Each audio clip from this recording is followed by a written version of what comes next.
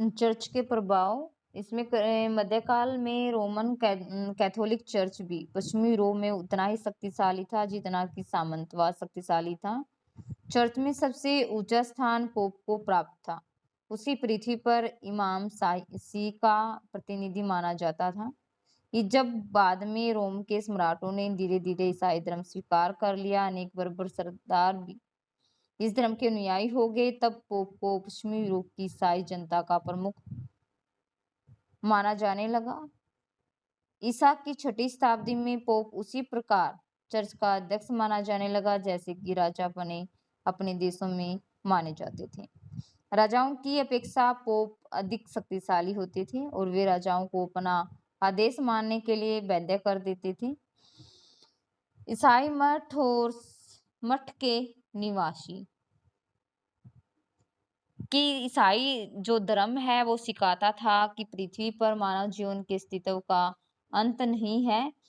मनुष्य को इस संसार में सुखों का त्याग कर देना चाहिए, जिससे वह मरने के बाद आध्यात्मिक सुख प्राप्त कर सके। बहुत से ईसाई मतों ने जैसे सेंट फ्रांसिसी, सेंट बेनेडिक्ट और सेंट ऑगस्टिन आदि ने पवित्र प्रलोभनों से रहित अच्छाई का जीवन बिताने पर बल दिया और इस प्रकार अनेक ईसाई लोग सांसारिक जीवन छोड़कर तप का जीवन बिताने की प्रतिज्ञाएं ली। कुछ स्त्रियां भी भिक्षुणियां बन गई। वे भिक्षुणी आश्रम में रहने लगी और जिन भवनों में भिक्षु रहते थे वे मठ कहलाए थे। मठों का जीवन पूरी तरह व्यवस्थित था। भिक्षु और भिक्षुणियों को अनुशासन के कठोर नियमों का पालन करना पड़ता था। उन्हें विवाह करने और संपत्ति रखने का अधिकार प्राप्त नहीं था। वे या तो कुछ काम करते या ईश्वर की प्रार्थना करते रहते थे। यदि वे नियमों का थोड़ा भी उल्लंघन करते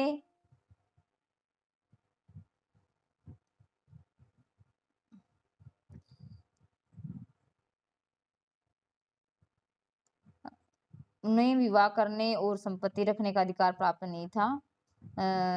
भिक्षु और भिक्षुणियों को वे या तो कुछ काम करते थे या ईश्वर की प्रार्थना करते रहते थे। यदि वे नियमों का थोड़ा सा भी उल्लंघन करते तो उन्हें कठोर दंड दिया जाता था। सेंट बेनेडिक्ट द्वारा स्थापित मठों की शान की भांति ये मठ शिक्षा के प्रमुख केंद्र थे। इनमें रहने वाले भिक्षु सुव्यवस्थित जीवन व्यतीत करते थे। अनुशासन के कठोर नियमों द्वारा वे भिक्षु समूहों को प्रशिक्षित करते थे, जो अपने आदर्श और प्रवचनों से लोगों का नैतिक जीवन ऊंचा उठाने लगे। जनसाधारण को शिक्षित करने तथा रोगियों की सेवा करने का प्रयास करते थे। आगे चलकर इन मठों की व्यवस्था में कुछ कमियां आ गई थी और इस स्थिति को देखते हुए कुछ धार्मिक नेताओं ने इनमें सुधार के लिए नया धार्मिक संगठन स्थापित किया। इस नए संगठन के भिक्षु सदैव घूमते रहते थे और संगठन के सदस्यों का कोई निश्चित निवास स्थान नहीं था। भिक्षु जन साधारण से दान प्राप्त कर अपना जीवन यापन करते उन्होंने पवित्रता और त्याग के जीवन का आदर्श जनता के सम्मुख प्रस्तुत किया था।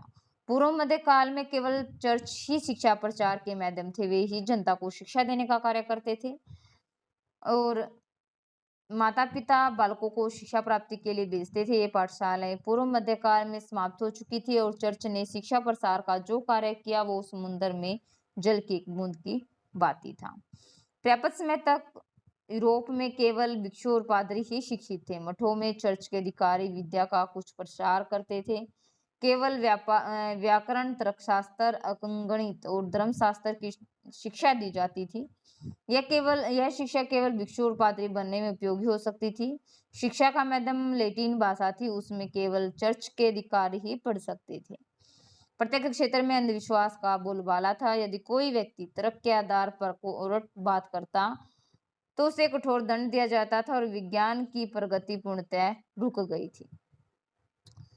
कुछ ही समय पश्चात अनेक स्थानों जैसे इटली में सेलोन और बोलोना, फ्रांस में पेरिस और इंग्लैंड में ऑक्सफोर्ड एवं कैम्ब्रिज विश्वविद्यालय स्थापित किए गए, किंतु इन विश्वविद्यालयों में भिक्षुओं को प्रधानता प्राप्त थी। इनमें केवल धर्म और दर्शन की शिक्षा दी जाती थी। प्राय प्रत्येक स्थान पर इतिहास और विज्ञान की उपेक्षा की जाती थी। पुस्तकों की केवल हस्तलिखित प्रतियां उपलब्ध थी। ऐसी पुस्तकों की संख्या भी बहुत ही कम थी जहां से विद्यार्थी पुस्तकें लेकर पढ़ सकते थे। विज्ञान संबंधी प्रयोगों के लिए प्रयोगशालाएं नहीं थी। इसी में है कि जो मध्यकालीन यूरोप की वास्तुकला के श्रेष्ठ उदाहरण गिरजाघर हैं।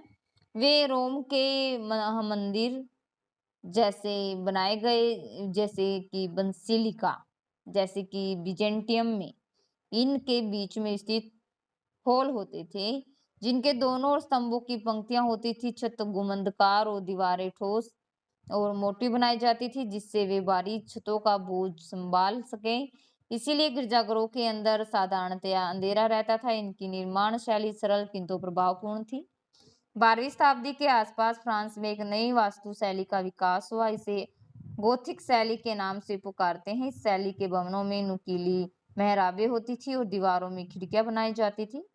खिड़कियों से होकर अधिक प्रकाश इन भवनों में जाने लगा और खिड़कियों में लगे रंगीन शीशों के कारण इन भवनों की सुंदरता बहुत ज्यादा बढ़ गई थी।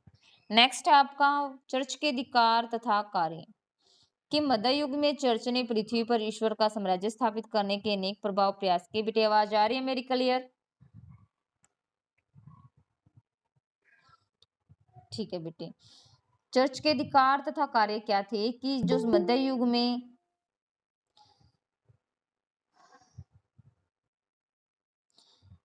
युग में चर्च ने पृथ्वी पर ईश्वर का साम्राज्य स्थापित करने के अनेक प्रयास किए। इस कार्य को रोमन साम्राज्य ने प्रमुखता से किया और उसके संगठन को बहुत कम समय तक बनाए रखा। प्रारंभ से अंत तक रोम ही रोमन चर्च की राजधानी रहा और प्रत्येक पेरिस चर्च का सबसे छोटा जिला या इकाई का अध्यक्ष प्रीस्ट पुरोहित होता था।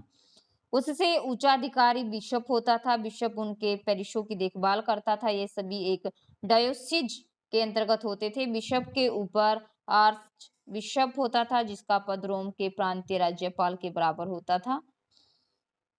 धीरे धीरे रोम के बिशप को रोमन कैथोलिक चर्च का सर्वोच्च अधिकारी मान लिया गया और इस रूप में वह अनेक देशों में रहने वाले करोड़ों ईसाइयों का धार्मिक नेता बन गया था। ईसाइयों के इस नेता को पोप या मतलब पिता कहा जाता था। पोप की शक्तियां किस तरह की थी कि मध्य युग में कुछ थोड़े ही सम्राटों के पास उतनी शक्ति थी जितना कि अकेले पोप के हाथों में थी। कैथोलिकों का विश्वास था कि पोप पृथ्वी पर ईश्वर का मुख्य प्रतिनिधि था। ऐसा समझा जाता था कि उसमें राजाओं को सिंहासन के से उतारने की शक्ति भी नहीं था। वही सर्वोच्च कानून बनाने वाला था और वही सर्वोच्च न्यायाधीश भी था। बिशपों और आर्च बिशपों के अतिरिक्त वह कार्डिनलों ओहदे की दृष्टि से पोप से ठीक नीचे सलाहकार अधिकारी की नियुक्ति भी करता था। कोई भी पोप की शक्ति को चुनौती नहीं दे सकता था। बिशपों कोई भी मतलब पोप की शक्ति को चुनौती नहीं दे सकता था और ऐसा करने वाले का चर्च से बहिष्कार कर दिया जाता यदि कोई उसका व्यवहार या जाति से बहिष्कृत कर भी दिया जाता था। यदि उनकी बात नहीं मानता तो एक बहिष्कृत के रूप में उसकी मृत्यु हो जाने पर उसे ईसाई रीति से दफनाया भी नहीं जा सकता था। कभी कभी पोप कुछ उद्धत बस्तियों पर निषेधादेश भी दे देता था और वहां के गिरजाघर बंद कर दिए जाते थे और पुरोहित दिवालियों के कार्य नहीं कर सकते थे। इसमें फर्स्ट पॉइंट है चर्च द्वारा सांसारिक कार्यों का हाथ में लिया जाना कि रोम साम्राज्य के विघटन पर चर्च एक सशक्त राजनीतिक संगठन बन गया। किसी सरकार की बाती चर्च के भी अपने विधान न्यायालय और कारगर होते थे। शिक्षा कार्य चला रही पाठशालाओं की व्यवस्था भी चर्च द्वारा की जाती थी। रोगियों, अनाथों, विधवाओं, गरीबों की देखभाल भी चर्च द्वारा की जाती थी। विवाहों, वसीयतों और समयों पर भी चर्च का पूरा नियंत्रण था। 13वीं सदी तक चर्च ने बहुत अधिक मात्रा में संपत्ति पैदा कर ली थी। वह यूरोप की 20% भूमि पर भी मालिक बन गया था या इन जमीनों पर वे किसान की खेती कर सकते थे जो भूमि का लगान चर्च को दे देते थे। जिन लोगों की अपनी जमीनें थी वे भी चर्च को एक प्रकार का कर चुकाते थे। इस कर को टाई तिथि मतलब उपज का 10वां भाग भी कहते थे। इसके अतिरिक्त श्रद्धालु जो ईसाई धर्म को भूमि और धन भेंट के रूप में भी देते थे। नेक्स्ट आपका चर्च व्यवसाय कि चर्च व्यवसाय का जो मध्य युग है उसमें आकर्षण था और पश्चिमी यूरोप में तब व्यवहारगत प्रत्येक व्यक्ति ईसाई था। चर्च में काम करने वाले लोगों को प्रतिष्ठा, शक्ति और विशेष अधिकार प्राप्त थे जिसे पादरीपन का लाभ कहा जाता था। इसमें है फर्स्ट पॉइंट संस्कार संपादन, कि लोग पालने से लेकर कब्र तक के सभी संस्कार करवाने के लिए पादरियों का मुंह जो होते थे, पादरी से भी संस्कार करवाता था, और माता पिता अपने बच्चों के दपिस में मसीही दीक्षा या जात कर्म के लिए पुरोहित के पास लाते थे। उनका विश्वास था कि बिस्मे में से बच्चा मसीही जीवन को स्वीकार करेगा और आदम के मूल पाप से मुक्त होकर शुद्ध हो जाएगा। अच्छे ईसाई जीवन को स्वीकार करेगा, और अच्छे ईसाई जीवन पर अन्य कोई संस्कार करवाते रहते थे। अंत में मूल्य मृत्यु से ठीक पहले चर्च के प्रत्येक सदस्य से अंतमलन का संस्कार करवाने की अपेक्षा की जाती थी, और जिन पुरोहितों और बिशपों का लोगों से नित्य प्रति का संपर्क होता था वे सांसारिक पादरी कहलाते थे। नेक्स्ट आपका मठवासियों और मठवासिनियों के कार्य। कुछ पादरी एकांत में बनी आत्मनिर्भर बस्तियों में रहते थे जिन्हें मठ कहते थे। यहाँ रहने वाले मठवासी और उनकी जीवन पद्धति को मठवासा कहा जाता था। चूंकि उनका जीवन निश्चित नियमों से बंधा हुआ होता था, इसीलिए ये मठवासी नियमित पादरी कहलाते थे। कभी कभी पादरी उपदेश देने और लोगों का अपने धर्म में दीक्षित करने के लिए जनसाधारण के बीच में भी जाते थे। जो स्त्रियां मठवासियों की भांति सांसारिक जीवन को त्याग देती थी वे मठवासियां कहलाती थी।